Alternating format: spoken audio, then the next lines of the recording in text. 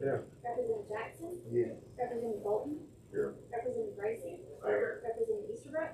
Here. Representative Woodward. Here. Representative Fincher. Here. Representative Hammond. Here. Representative Elam. Representative Campbell. Representative Oliver. Here. Representative Smith. Here. Representative Stanford. Here. Representative Travis. Brother Thomas, would you, Thank you, Mr. Chairman. We are bound. Father God, as we approach this meeting on this afternoon, thank you first and foremost for being God. The scriptures say, in the beginning, God. And all things are created by you and for you. Father, we ask that you open our hearts and our minds, speak through us, for us, and for the people of this nation this day. Bless this meeting, bless our leadership, and give grace to those who are without, sick and afflicted, our bereaved, those who are torn with legislation. Bless you, forgive us of our sins and cleanse us from our iniquities, wash us in your blood and keep us behind the cross of Calvary. We live a life with you, give your name and praise. In Jesus' name. Amen. Brother Thomas.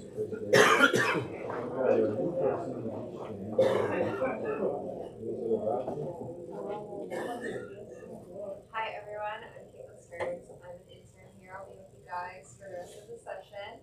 I currently go to UAB. I study psychology and criminal justice while also doing my master's in criminal justice. But I'm originally from Madison, Alabama, kind of the Huntsville region. And yeah, that's it. Nice to work with you guys. It's a pleasure having you this session. Who's from Madison? Psychology, you may need it. I'm a psych major. I knew you were psyching me out, but I didn't know what was on. Okay, welcome first. House Bill 55, sponsored for Peter Citizen.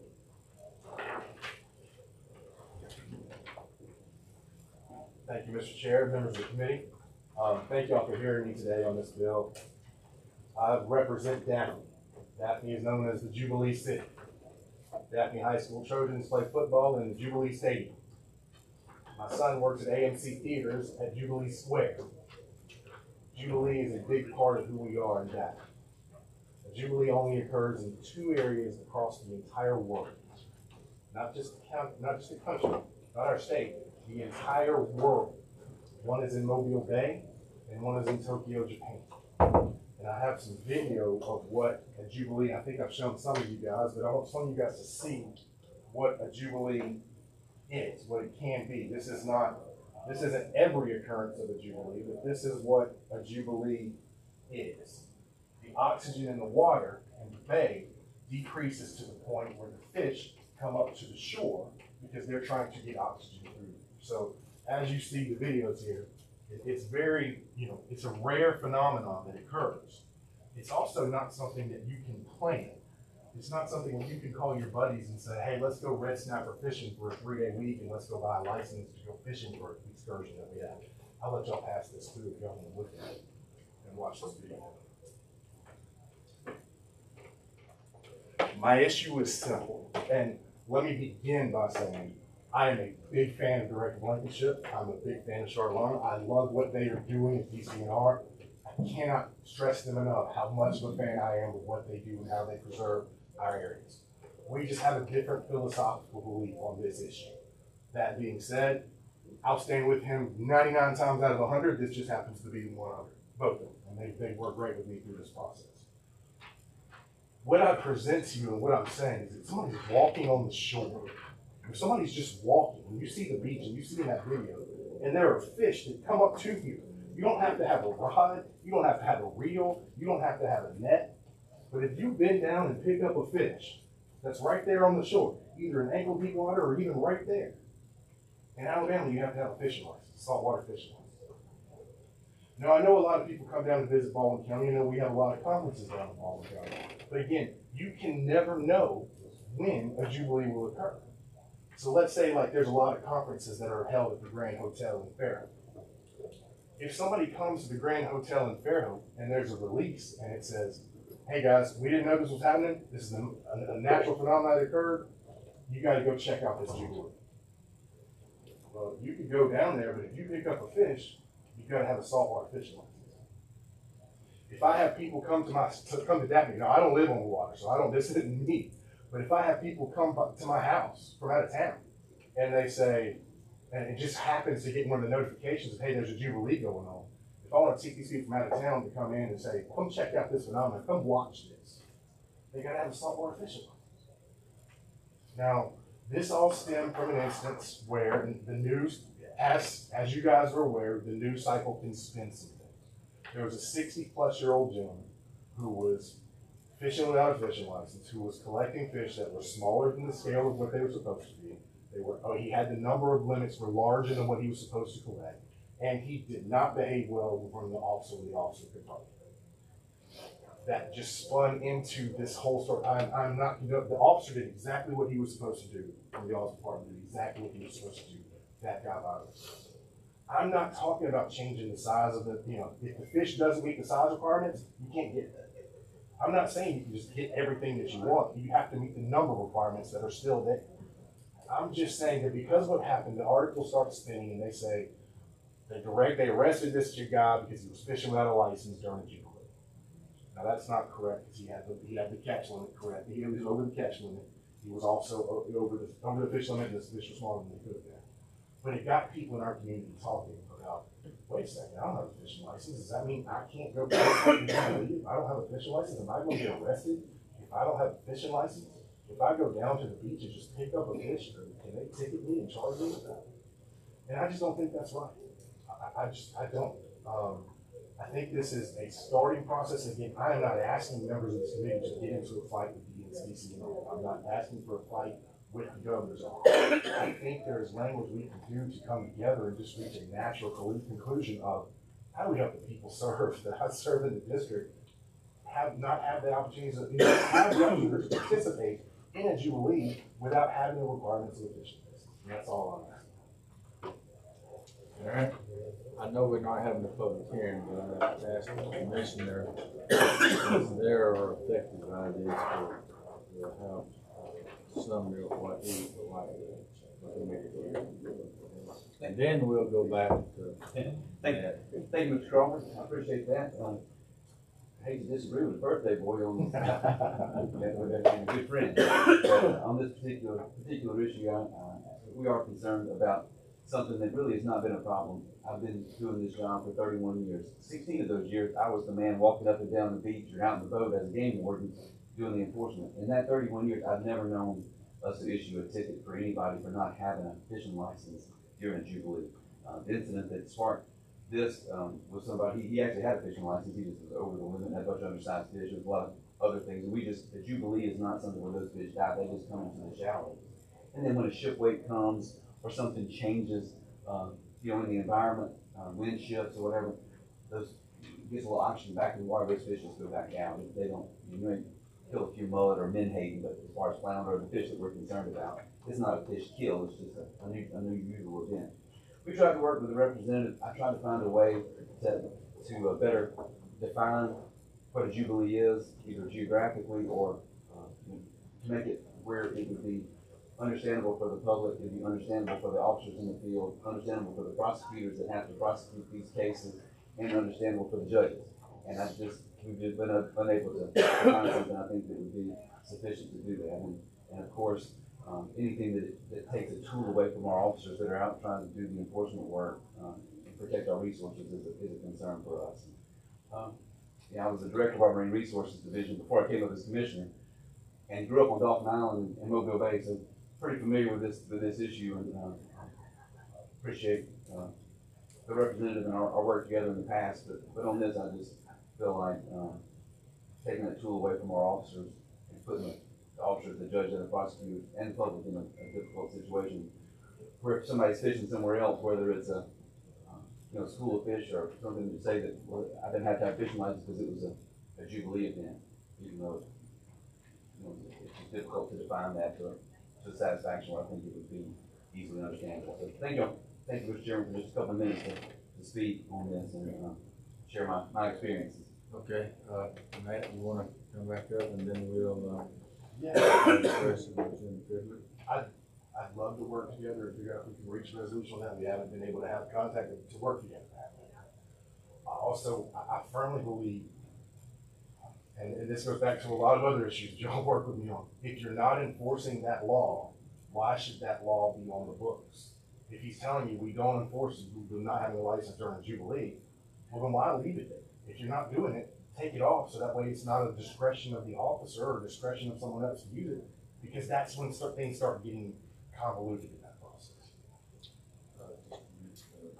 Commissioner Blankenship, so what you're describing, and I'm very familiar with Jubilee because I grew up in the area, and many people were very well aware of trying to catch Jubilees and trying to get down there, and it's a wonderful event, and it's like Representative Simpson said, you don't know when they're gonna happen, it's just a natural occurrence when the east wind comes in and the light rain, and usually in the summertime, and we're all looking for those weather conditions.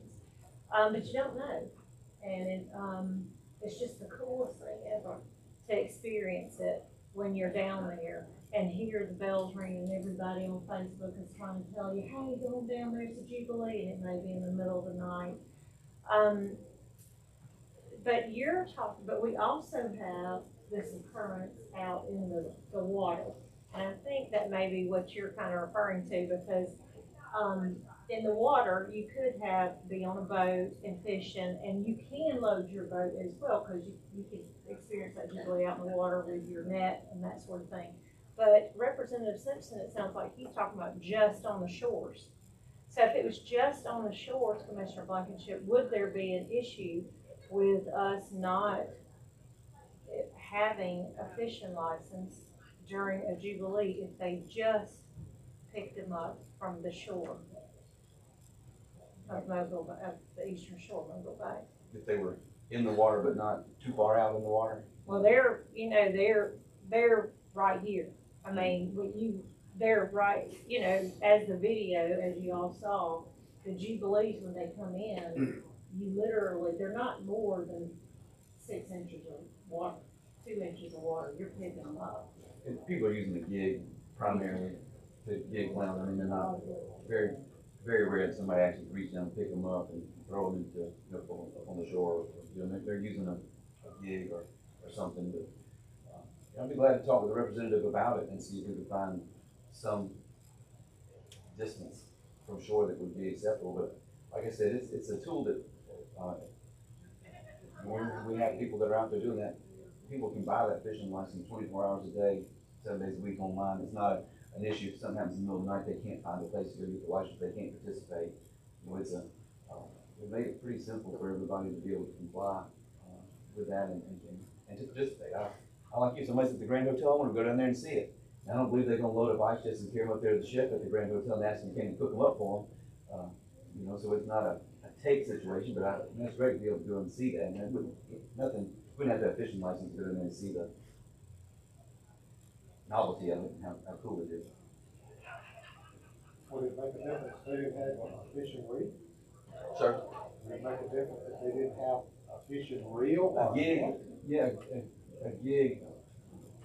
Some it is included in the gear that's required for a fishing license, but if you're in your home county, there are some exceptions to that, like with a cane pole in your home county. I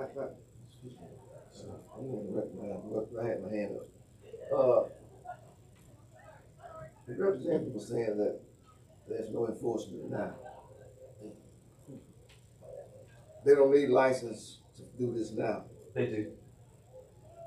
And generally, these things happen when they have a Jubilee. Generally, they happen in the middle of the night and they last for somewhere between minutes and an hour or two. Very short-lived, because it depends on, like I said, on waves that come in or it's something that changes. This particular Jubilee that happened last year that caused this issue lasted over about a couple days. It was very unusual and it lasted into the daylight hours.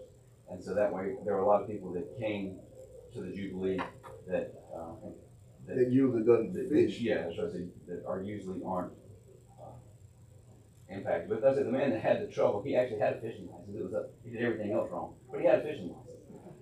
Oh, okay, so that was the problem, he had too much and too long, too many. Too short and too many, yes, sir.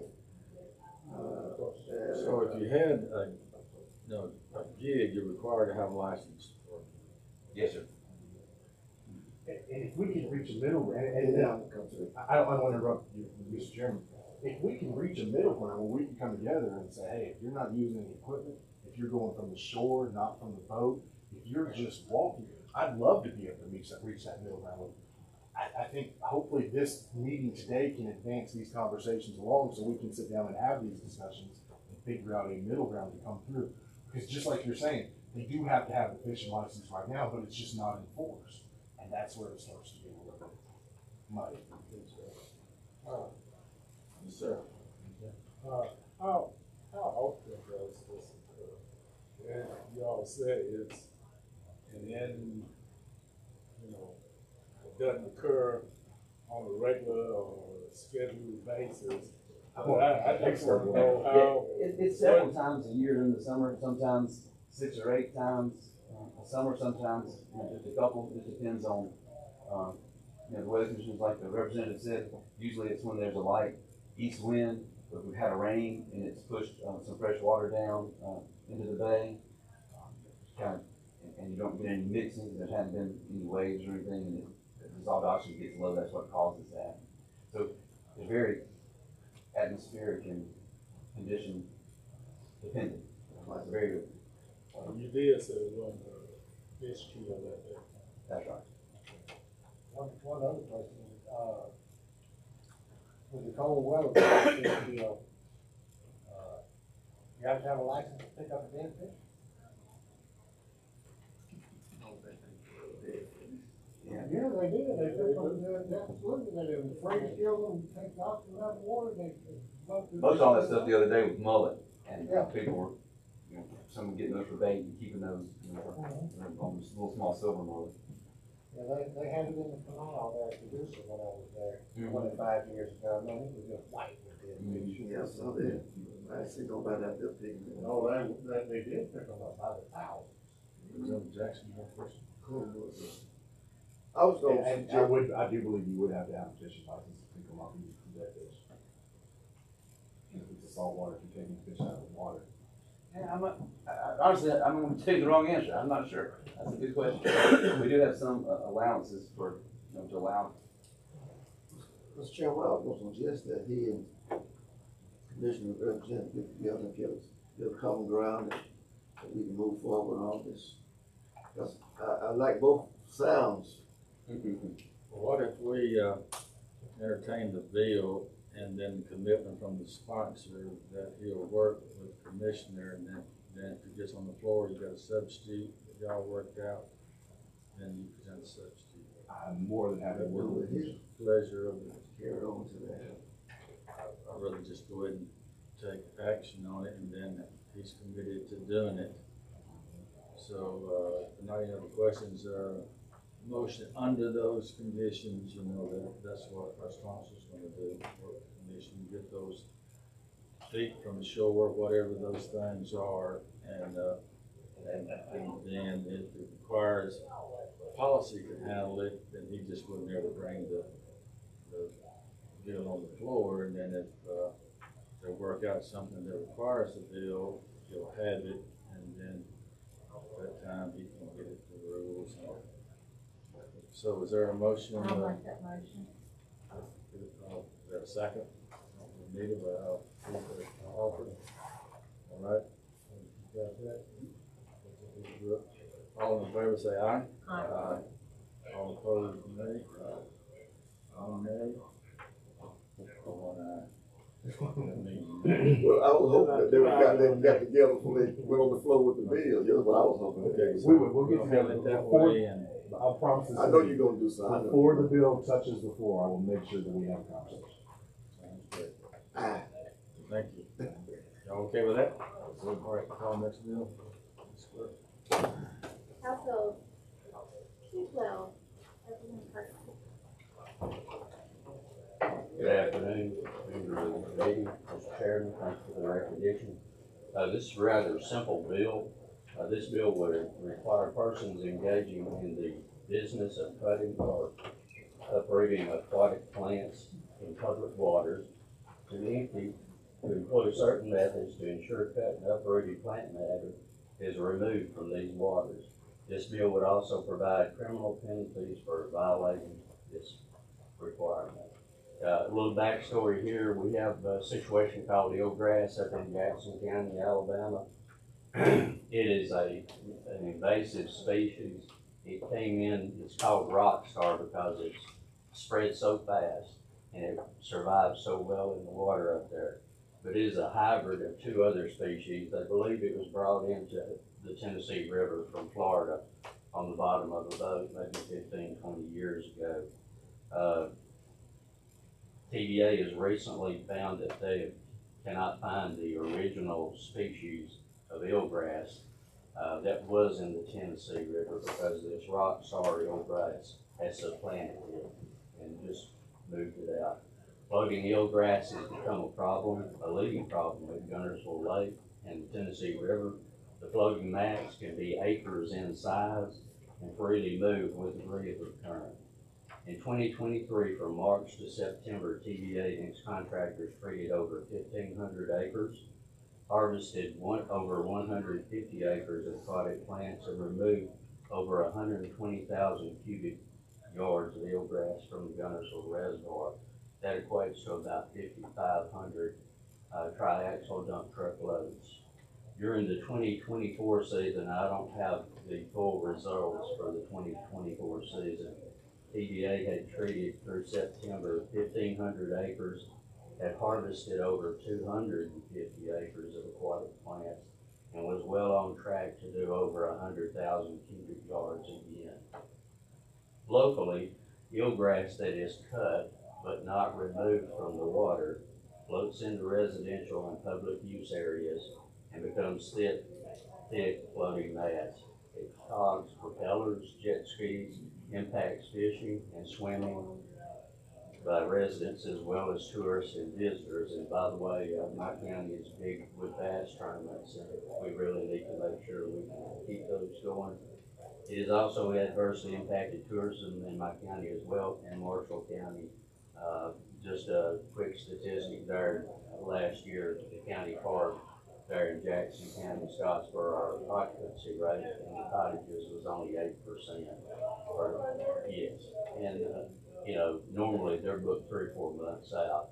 And if you walk out there, and we had a press conference there at the water, and it was all you could see was the eelgrass out there.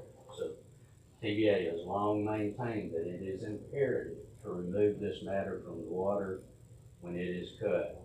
Places to dump have been provided by the county and the city in Jackson County, as well as I think TVA. I can't speak for them. And once dumped, those entities allowed to dry out before they haul it off to the dump. With that, Mr. Chairman, I'll take any questions and ask for a pause. Any questions for this? Once they haul it off, it's dead, there's no way that, but to haul it off and it's not dead, can it accumulate somewhere?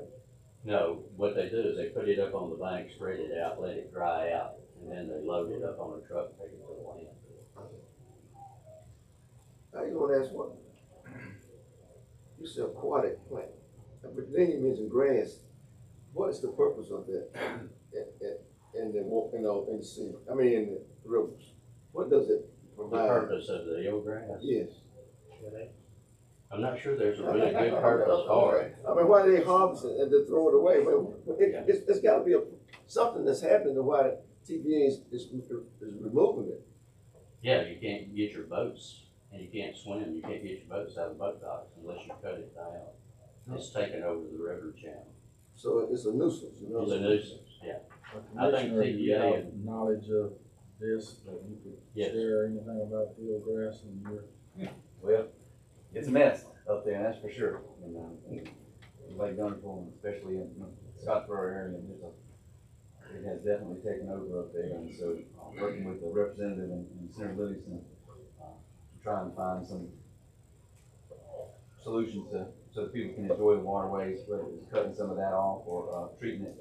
TVA does a lot of that work up there. Also, some private contractors are doing that, and so talking with the representative, I think there's an issue with some of those private contractors cutting it, leaving it, and not removing it from the water, and it just washes up under people's docks and makes a big mess and rots and stinks. And so this legislation would allow, we would set some rules on how people that do that are required to remove that from the waterway. So y'all would set the reasonable, rules to remove it? Yes, sir, that's what, Reasonable methods, commercial and reasonable methods, y'all would determine what that is? yes, sir, in cooperation with TVA and the other people in the area. If you cut it and don't remove it and it's floating, is it to reroute? I'm not sure that. I don't think it reroutes, it just rots. Yeah, and it floats on the surface and gets up on everybody. It smells like a bunch of old rotten. It's a mess. There's an adventure. I was talking to somebody oddly enough today about this, and they said you couldn't even fish in the Tennessee River in many places because of this. Is there anything, can you use it for fertilizer or anything of that sort? Yeah. Can it be, I believe the Tennessee Valley Authority is working with Mississippi State University to find a way to kind of work out something you can? find the silver bullet and find some means of recycling. I guess if you cut it, you still leave the roots down. It's like mowing your yard. I guess if you cut the stuff and you drag it, Right. and all you're asking is you drag it out of the water when you cut it, right? Yeah. You dispose of it. But the roots are probably still down there in the mud bed, in the bed of the river. So it's not floating, it's anchored with the roots. And that was like, of course, Mr. Chairman. So, The fine was not in the cutting, the fine was leaving the cutting in the water.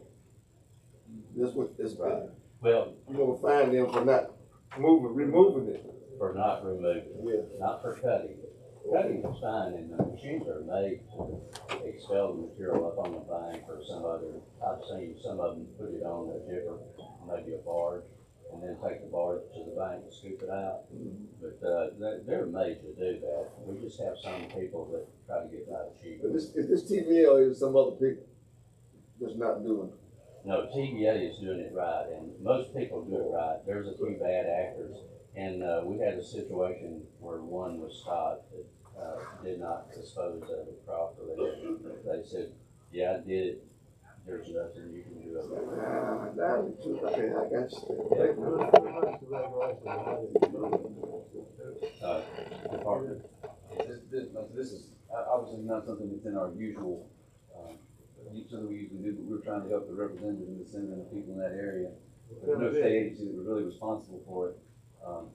In particular, on this is that we have a place to do the rules, so that anybody can enforce it, the TVA, the local sheriff's office. Does it spread in a rapid pace, kind of like kudzu does, per se?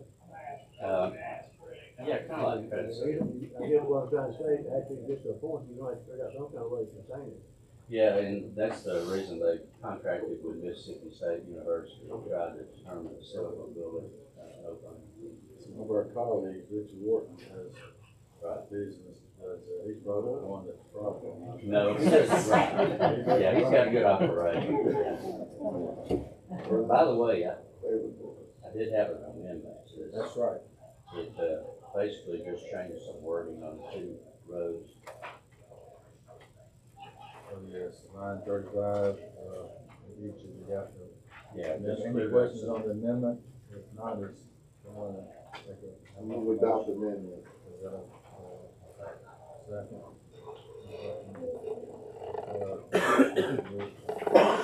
So all in favor of the amendment, say aye. Aye. Any opposed? Okay.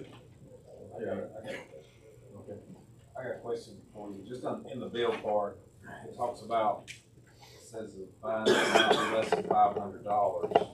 Yes, Is that correct, not less than 500? not less than 500. We didn't specify a maximum. Well, there would be on the place. I'm not sure what it is. I'm not sure, but anyway, the question question is, it says to be remitted to the primary enforcing law enforcement agency. Yes, if the Jackson County Sheriff's Office boat was out there and he saw someone doing it and issued a citation. And I guess my question, and I don't know that you would know the answer, but is that the proper language we need in that bill? Because some agencies can't really take money, you know, like the county commission would take money,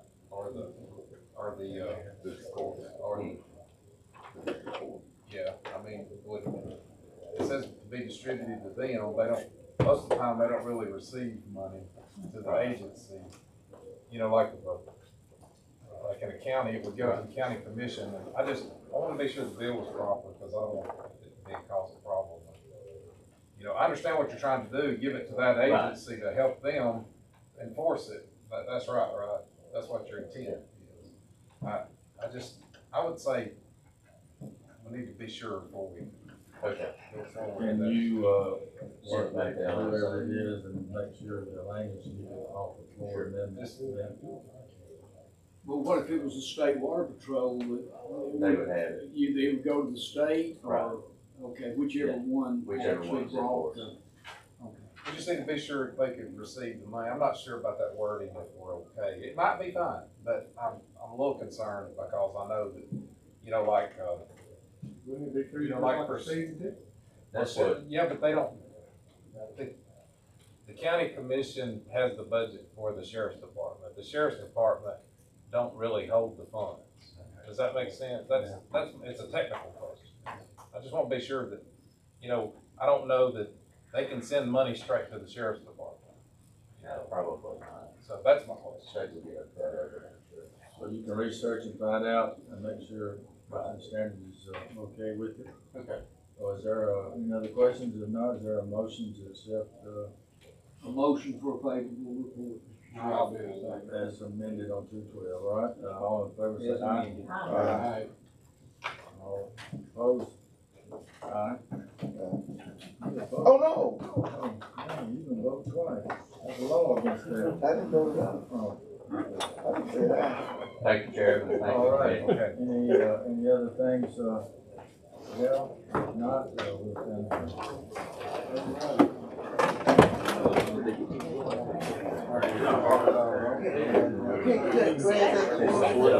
Call it away. Leave beside the road.